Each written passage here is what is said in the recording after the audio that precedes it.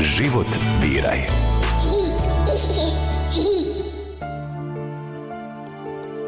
Semijanac. Dragi slušatelji, dobar vam dan u emisiji Život biraj. Argumentirano za život, kako obraniti dostojanstvo ljudske osobe, knjiga koja uspješno pobija svaki mit o pobačaju, nedavno je predstavljena u 18 hrvatskih gradova, a autor je doktor znanosti Krunoslav Puškar, naš današnji gost, inače anglist i germanist, doktor znanosti iz područja lingvistike, član udruge Hrvatska za život i urednik časopisa Pohod, pokretač projekta Muževni budite, a usto sa suprugom voditelje Centra za život u Križevcima te savjetovališta za trudnice i obitelji udruge Hrvatska za život u sklopu Križevačke eparhije. Doktore Puškar, dobar dan, dobro nam došli. Dobar dan, lijepo vas našao. Rekli su vam da ova knjiga neće nikoga zanimati, a od prvog tiskanja u mjesec i pol dana predstavljena je u 18 hrvatskih gradova i doživjela još jednu nakladu, dakle vrijedilo je. Pa da, svakako je vrijedilo. Dok sam tražio potpore za ovu knjigu, tražio sam poznate ovakve ličnosti i ljudi su iščitavali taj tekst, bilo je jako puno pozitivnih povratnih informacija, ali neke su bile ovako i negativne i rekao su, to neće biti u redu. Knjiga je sasvim krivo napisana, ne treba se spominjati pobačaj, treba se spominjati samo život, neke činjenice u životu. To ako 200-300 knjiga bude prodano, to će biti uvrh glave, ali eto, Bog je imao neku drugu priču, neki drugi naum i meni je u molitvi progovorio da ipak će napraviti čudo s tom knjigom i zbilja u praktički mjesec dana knjiga je rasprodana. Predstavit ćemo ukratko knjigu, ali ćemo progovoriti i o vašem odabiru za život i o vašem životnom putu koji vas je doveo do ovog trenutka, do ovog mjesta. U knjizi iz različitih aspekata obrađujete pitanje pobačaja, pa nam malo pojasnite na što ćemo naići na stranicama knjige. Pa važno je spomenuti da se knjiga sastoji od 2 dijela. U prvom dijelu dajem neki uvod u pobačaj, problematiku pobačaja, u raširenost pobačaja u svijetu, navodim statistike o pobačaju u Hrvatskoj i u svijetu, navodim katolički stav o pobačaju i zapravo navodim sve važne činjenice i spoznaje o nerođenom ljudskom životu i u samom pobačaju. A u drugom dijelu knjige navodim 40 najčešćih mitova o pobačaju, dakle mitova koje mi gotovo svakodnevno čujemo, koji nam na neki način pokušavaju približiti pobačaj, učiniti ga prihvatljivim i zapravo kroz te mitove navodim sve te važne činjenice i spoznaje kojima možemo lako razmontirati sve te mitove.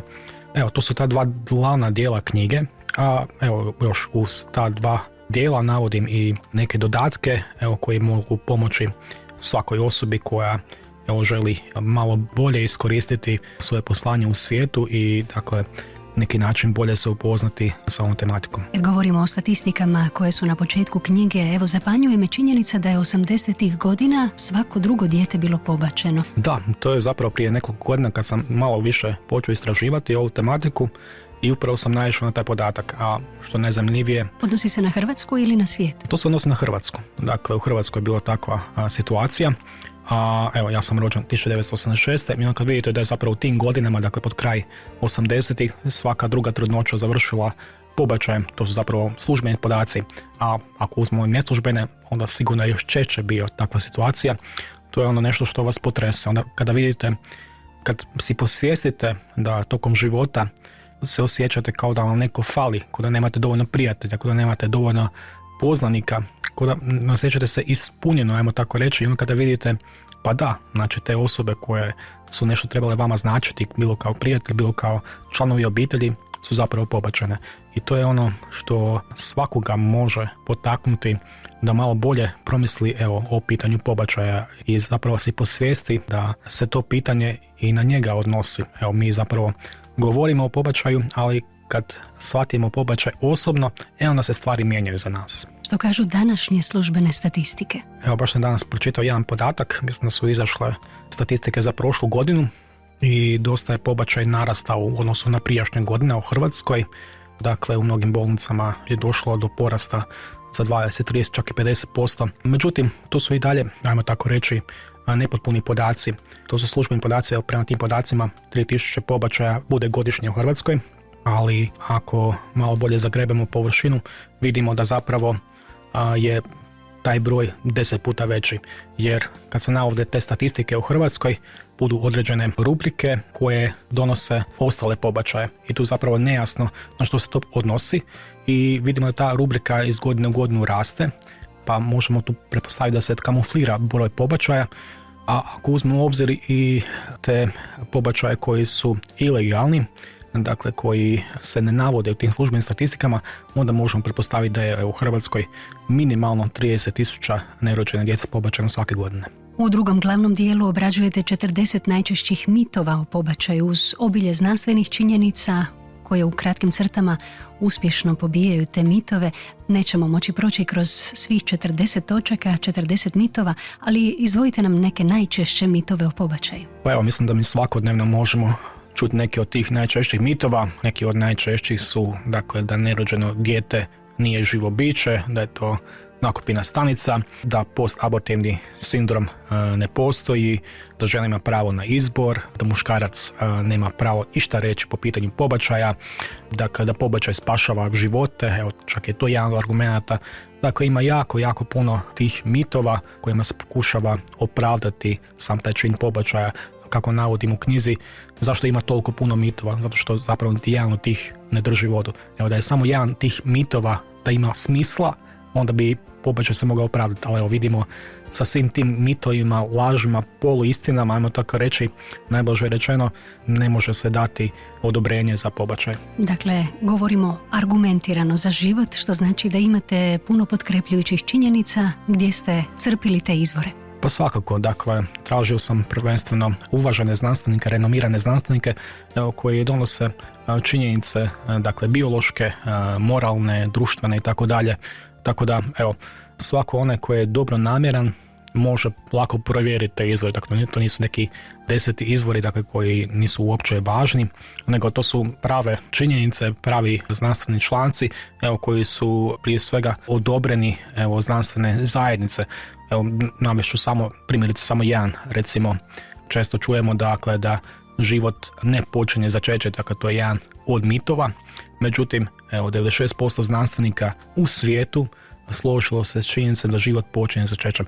Evo, znamo koliko je ta činjenica napadnuta, ali evo, znanost je nepopustljiva. Dakle, čak 96% znanstvenika govori da život doista počinje začećem. Dakle, da u vrijeme začeća nastaje jedna nova jedinstvena ljudska osoba, a ja, budući da se bavim znanošću i evo, dosta imam iskustva, i kada vam statistike pokazuju da je, dakle, 96% vezano za bilo što, onda znate da je to vrlo važan podatak. Knjiga Argumentirano za život prvenstveno je namijenjena onima koji će poželjeti imati argumente u raspravi koja štiti ljudski život. Što kad se zateknemo u raspravi o pobačaju, a želimo stati na stranu obrane života? Pa da, dakle, knjiga je prvenstveno namijenjena za pro-lifere, da još budu bolji ambasadori života, i uz ove činjenice, dakle, argumente, također navodim na koji način pristupiti u nekoj raspravi. Kad se spomene pobačaj, tu se zahuktaju emocije, dakle, podigne se ton glasa, dođe do svakih riječi, ali upravo navodim u knjizi da moramo znati dobro pristupiti cijeloj toj tematici i verbalizirati to sve. Dakle, važno je biti smiren, ne zalijetat se, važno je biti hrabar u iznošenju stavova svojih, važno je dobro proći cijelu tu tematiku. Dakle, mnogi ljudi ulaze u rasprave o pobačaju, a zapravo nisu dubinski ušli u cijelu tu problematiku. I najčešće znaju iznositi neke vjerske stavove. Međutim, ako vi pričate sa nekim koji je protiv života, a time i zapravo protiv vjere, onda svaki vaš argument postaje vjerski argument.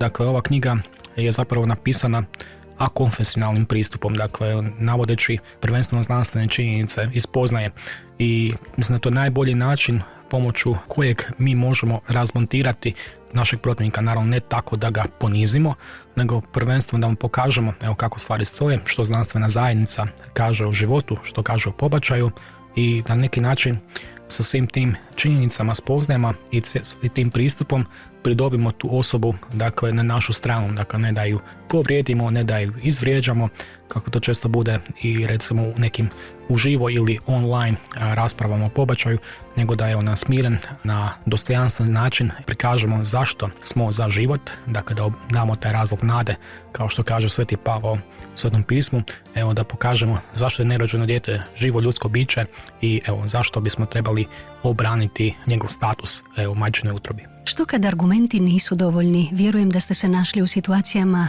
kad ste imali dovoljno argumenata, ali niste uspjeli dotaći srce osobe s kojom razgovarate. Svjesni smo da i uz najveći dar govora i uz razboritu misao, tamo gdje je duhovna borba, ne uspijevamo nekoga uvjeriti u potrebu obrane dostojanstva ljudske osobe od začeća. Svjesni smo dakle da je to duhovna borba, što onda još trebamo činiti? Pa da, zanimljivo pitanje. Evo, često se zapravo nađem u toj situaciji, bez obzira na sve moguće argumente koje imam praktički, ajmo tako reći, u malom prstu, teško je doći do srca druge osobe i evo, u tom slučaju treba moliti za tu osobu, treba postiti za tu osobu, evo, sami ste rekli, to je zapravo duhovni boj, ali bez obzira na to što argumenti neće upaliti, evo, već na prvu, važno je znati da je posijana određena klica, znači određeno sjeme i ja vjerujem da će to sjeme, ako ćemo moliti za tu osobu, postiti za tu osobu, da će to sjeme narasti, donijeti određeni plod. Tako da ne treba očajavati, evo, važno je znati pokazati i dokazati zašto smo za život, ali evo, ne treba sad pošto poto evo, drugu osobu izudarati različitim argumentima, nego evo, pustiti da Bog učini svoje. Evo, u mnogim slučajevima znao sam podvući crtu, evo, vidio sam da zapravo ne mogu više dalje argumentima, rekao sam, evo, ok, Bože, ti učini svoje, osoba je čula sve što treba znat, evo, nema smisla dalje, ajmo tako reći, bacati biserje, jer evo, Bog zna kad treba dotaći drugu osobu, tako da ako argumenti odmah ne upale, evo, važno je znati stati, važno je znati podvući crtu i evo, pustiti da prođe neko vrijeme. Ja vjerujem da će kad tad taj naš razgovor, ta naša rasprava donijeti određenog ploda. Hvala vam od srca, doktore Puškar. Idemo na kratak predah pa se vraćamo u našu emisiju. Dopusti mu da svjetlo sunca ugleda, toplinu tvoga pogleda. Dopusti mu da prvi puta zaplače, da tvojega šapat utješi, na grudi kad ga položiš, da se posve umiri. Dopusti mu, jer on se tebi raduje i srce malo udara, tiho ti se udvara, srce ti osluškuje. Dopusti mu da krošnje pune ugleda i ptice iznad krovova, k nebu ruke ispruži. Dopusti mu da prvu svijeću otpuhne i zaželi želje sve, uz prijatelja osmijehe. Dopusti mu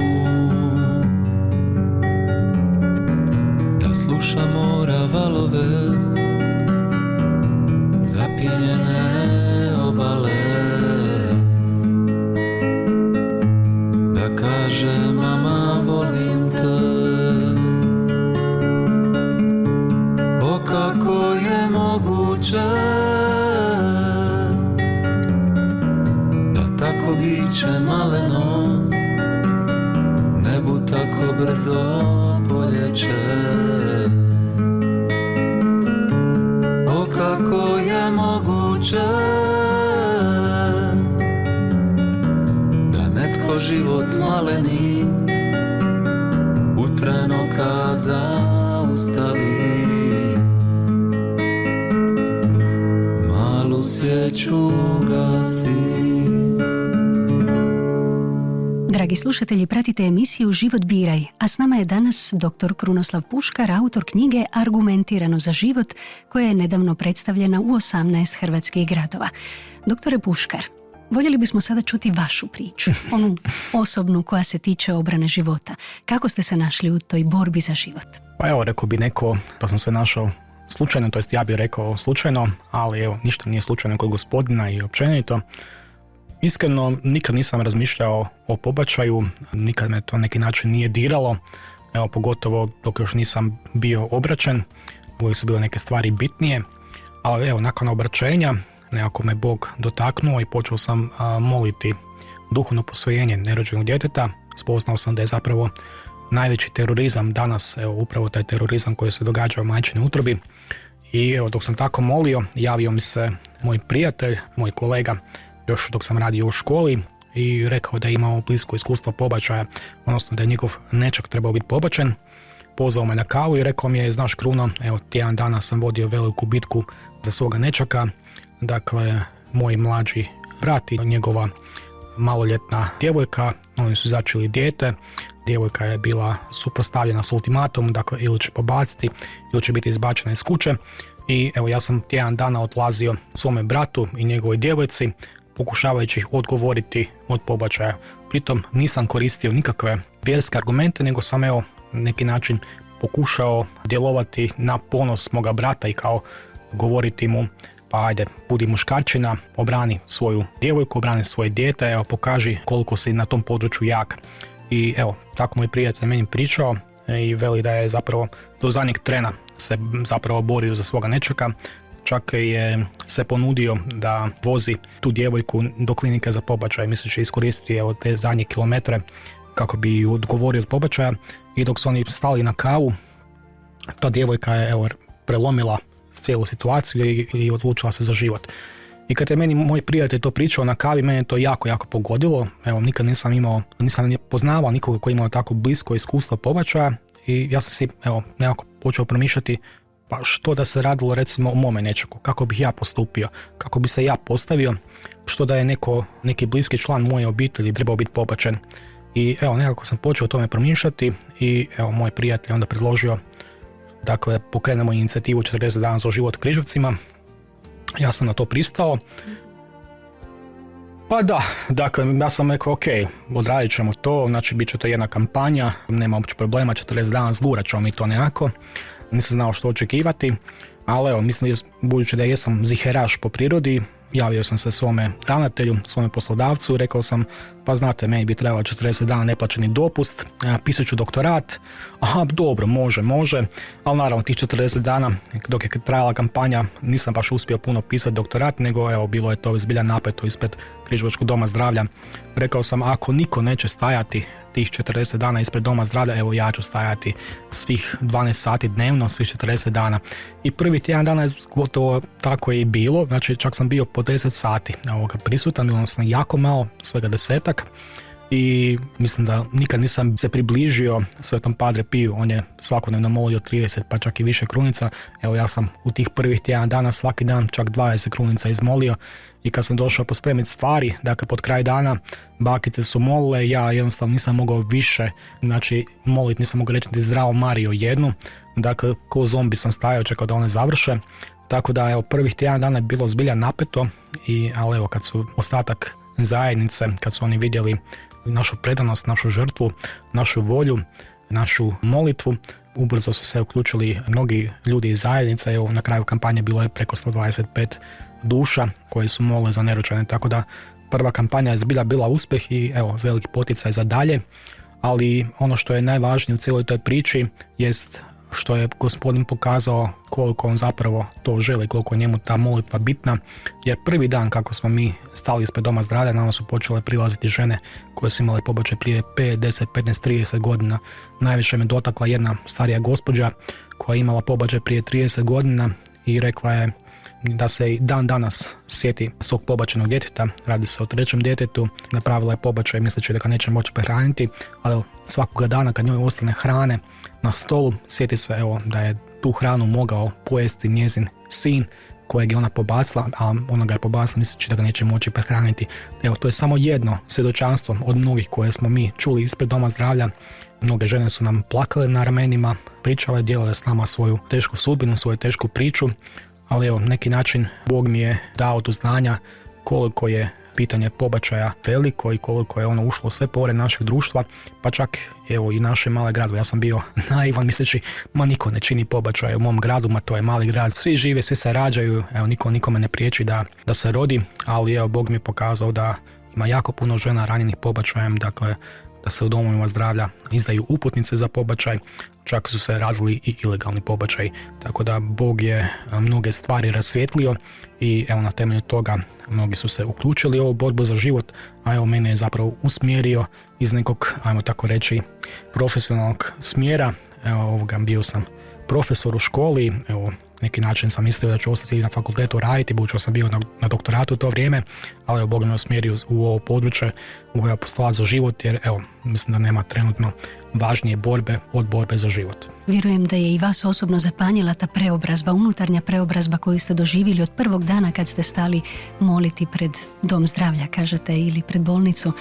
A nailazite li na poteškoće kad se kao muškarac želite stati na stranu života, želite obraniti pravo djeteta na život dok je u majčinoj utrobi? Pa, nailazim.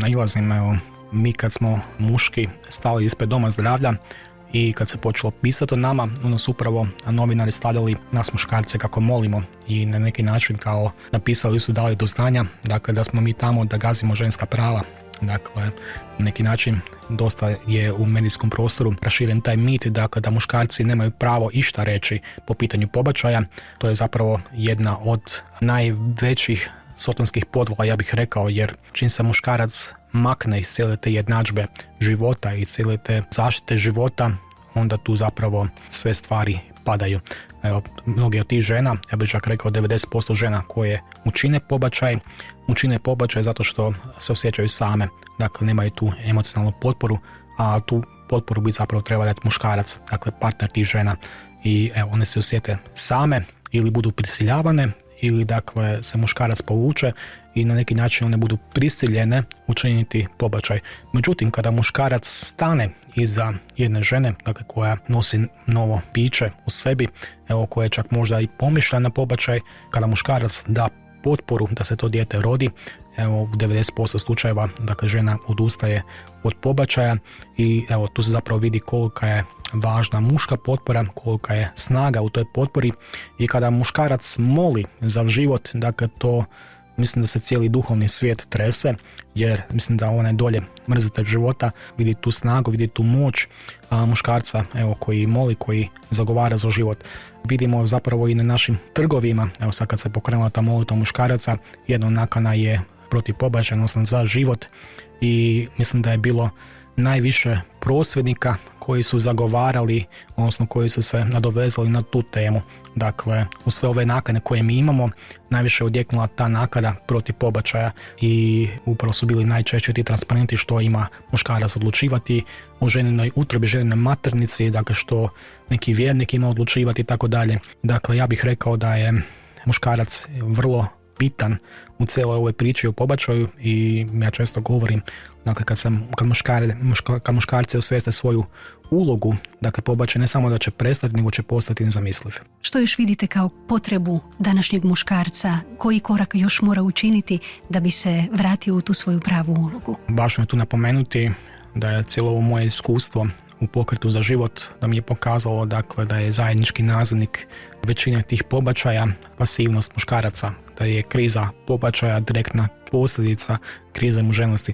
I evo, to me zapravo ponukalo da pokrenem projekt Muževni budite i sve ono što se izrodilo iz njega, neki način da doprinese taj projekt duhovnoj izgradnji muškaraca. Najveća podvala koji je Sotona plasirao muškarcima je da je duhovnost rezervirana za žene. Dakle, to je najveća podvala, nezamisliva zapravo, i kad se muškarac udalji iz duhovnosti, dakle kad prepusti i duhovnost dakle ženi, onda mnoge stvari se rasklimaju u obiteljskoj zajednici. Evo, svjedočimo tome dakle da je jako mali postotak muškaraca koji idu na misu, evo, koji zapravo su prisutni u duhovnom životu, i kad mi potaknemo muškarce dakle, da se oni vrate u crkvu, dakle da oni mole, da javno svjedoče svoju vjeru, to će onda doprinijeti boljoj izgradnji naše crkve, naših obitelji. Dakle, po pitanju pobačaja važno je napomenuti, dakle, osim te prisutnosti muškarca u obitelji, važno je to duhovno vodstvo, duhovni autoritet, dakle ne autoritet sam po sebi, kao što mediji znaju izvajati iz konteksta, nego duhovni autoritet, dakle da muškarac javno svjedoči svoju vjeru, dakle da potiče na molitvu, dakle da potiče na misu, na ispovjet, na sve ostale sakramente, ali prije svega da je dosljedan u tome svemu, dakle da je on prvi koji potiče, ali prvi koji svjedoči. Tako da uz sva ova pitanja o pobačaju važno je naglasiti dakle da muškarac mora biti duhovni vođa. Evo, kad muškarac bude duhovni vođa, onda stvari će sjesti na svoje mjesto. Vratimo se sada na knjigu Argumentirano za život. Izašla je kao prvi zajednički projekt naklade Krizinus i Udruge Hrvatska za život. Reći ćemo i to, recenzije i potpore za knjigu napisalo je 10 istaknutih osoba iz pro-life krugova. Svi se recenzenti i podupiratelji knjige slažu, riječ je o remek dijelu apologetike za život koje nam je itekako potrebno na hrvatskom jeziku. Vjerujem da će stići do pravih ruku i da će biti od velike pomoći onima koji možda i nemaju razjašnjene pojmove o životu, a osobito onima koji će ući u argumentiranu raspravu za život. Doktore Puškar, ova knjiga je također jedan humanitarni projekt. Prilog knjige ste namijenili za što? Kao što ste rekli, prvi put da surađuje moja tvrtka Krizinus, odnosno nakladnička kuća, i Udruga Hrvatska za život u kojoj sam zaposlen, u kojoj zapravo i služim, i evo vidjeli smo na koji način ostvariti tu suradnju i vidjeli smo u kojem smjeru bi ta knjiga trebala ići. I evo, cjelokupni prihod od prodaje ove knjige ide za majke kojima pomažemo.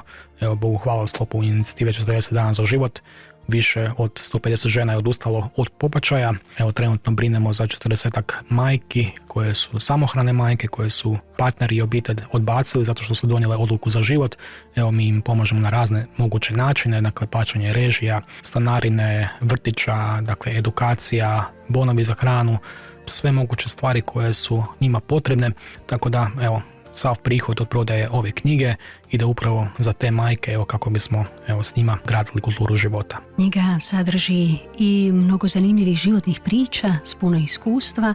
Tu su i potresne fotografije. One su potrebne da shvatimo da se život u majčinoj utrobi ne može mjeriti u tjednima, u danima, već od samog začeća.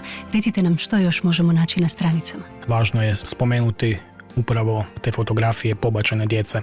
To je jedan od dodataka knjige.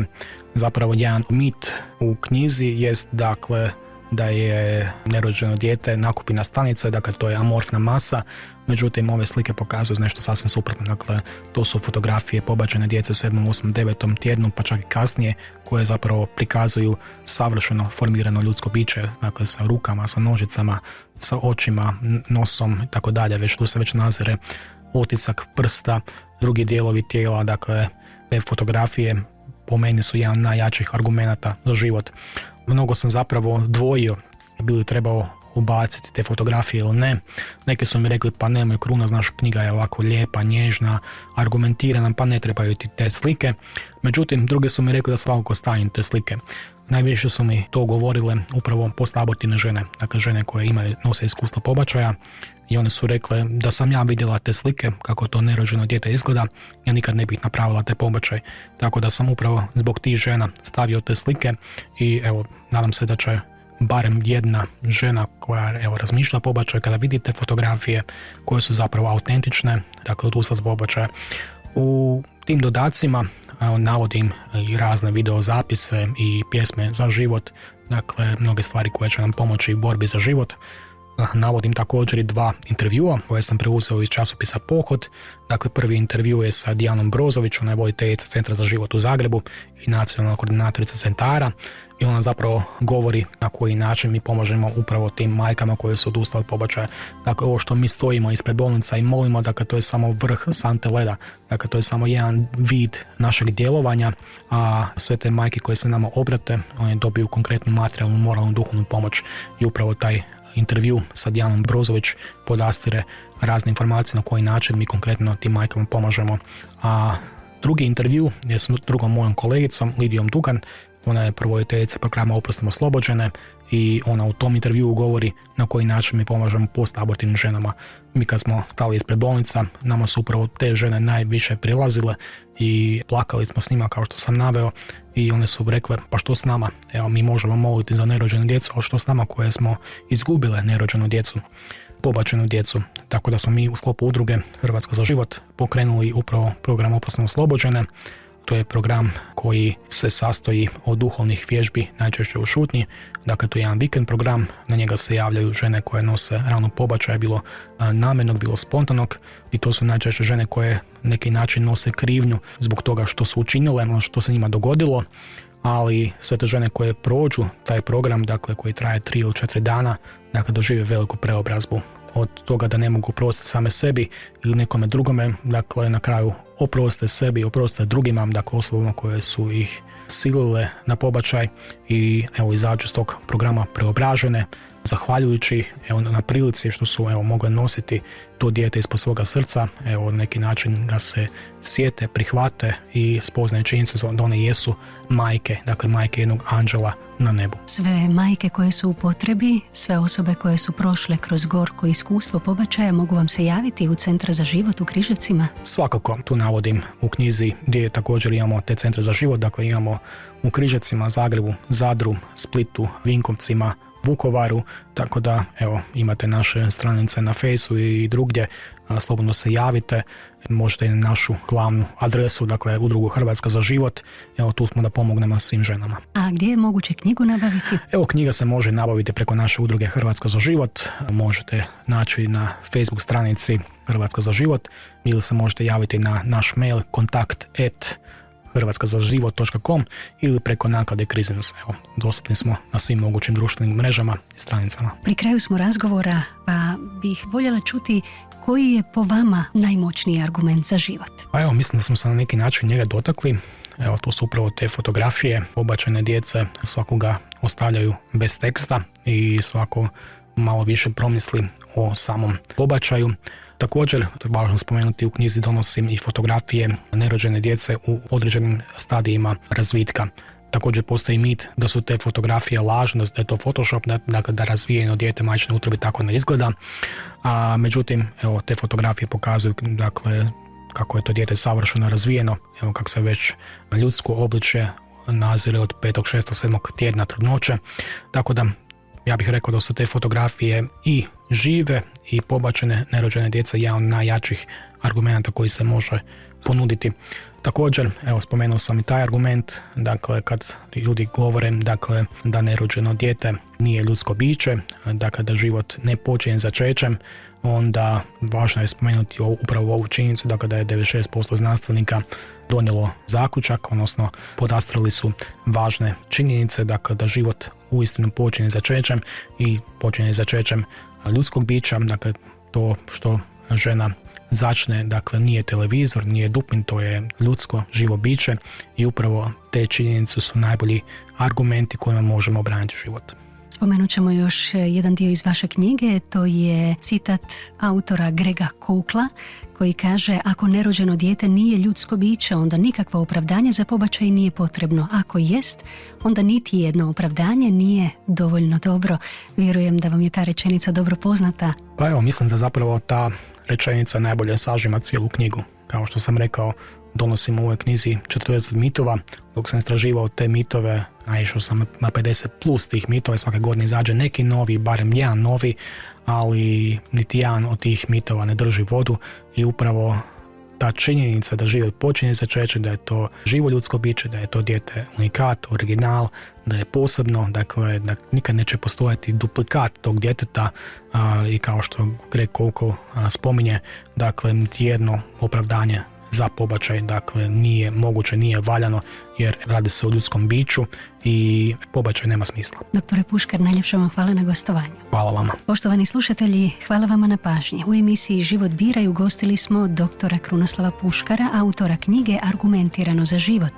Kako ispravno voditi raspravu o pobačaju saznaćete na stranicama ovog vrijednog izdanja koje već doživljava svoju drugu nakladu, ali uz svaku raspravu ne zaboravite na molitvu i post za nerođene te na milosrdnu ljubav prema svima, osobito neistomišljenicima. Do sljedećeg susreta srdačan pozdrav i Božji blagoslov. Emisiju uredila Tihana Semijalac. Biću tu kad me trebaš, biću tu ako ostaneš sam, biću tu kad nikoga nemaš, biću tu kad dođe taj dan, jer volim te više od sebe. Volim te, želim da znaš, nek ti duša na zebe, ja sam tu, nisi sam.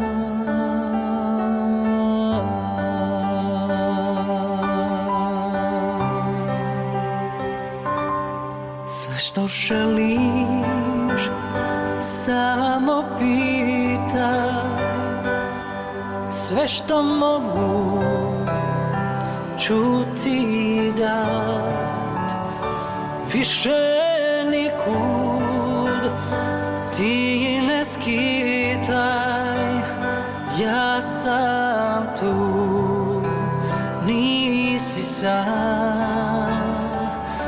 Osloni se, tu sam za tebe, ponijet ću s tobom sve, jer volim te više od sebe. Volim te, volim te.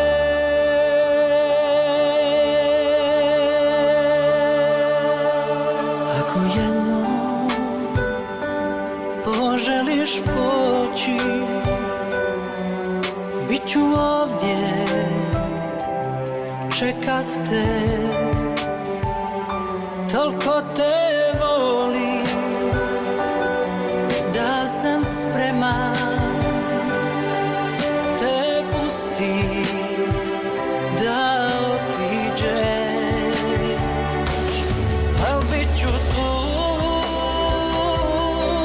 kada shvatiš da nitko te neće voljet kao ja, jer volim te više od sebe.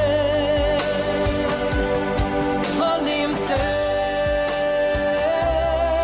volim te.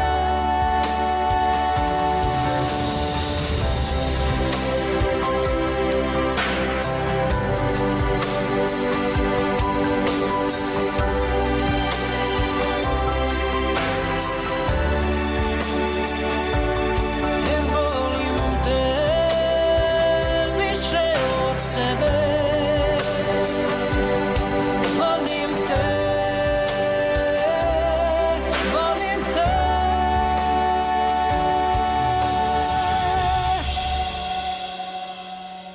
Volim te više od sebe. Volim te, želim da znaš, nek ti duša na zebe, ja sam tu, nisi sam.